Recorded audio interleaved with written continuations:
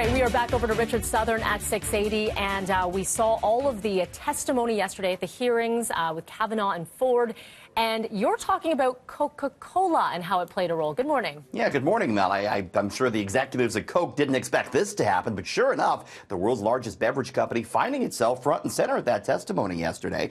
Christine Ford's testimony about her alleged assault of Kavanaugh took place, and, well, she kept a bottle of Coca-Cola next to her in plain view of the camera, occasionally taking a sip as she answered the questions. Quite the advantageous product placement, and experts say it was worth about $3 million in advertising to Coca-Cola.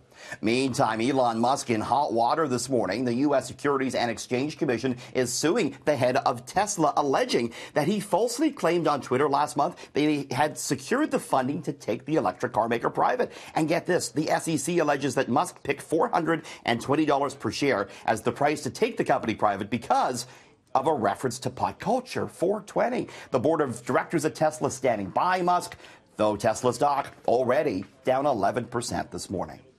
Well, it is another head shaker out of the fashion world.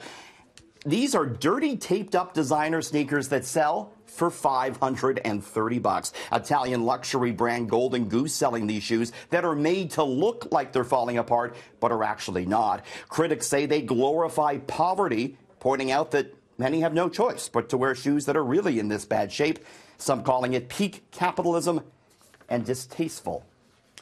Interesting news from Amazon last night. It opened a store in New York City that only sells products from its website and only sells products that have a 4-star rating or higher. It's called the Amazon 4-Star Store.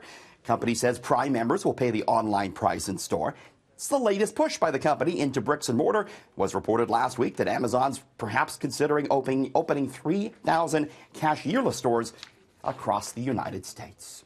Finally, cheers to Friday. Here's a drink you might have later if you got the bankroll. It's the world's most expensive bottle of whiskey about to hit the auction block. They think it could sell for $1.2 million. It's Macallan 1926 60-year-old. Was actually distilled in 1926, aged for 60 years. Came out in 1986, only 40 bottles made. And with just 25 ounces in the bottle, if you have a 1-ounce glass, that glass would set you back $48,000.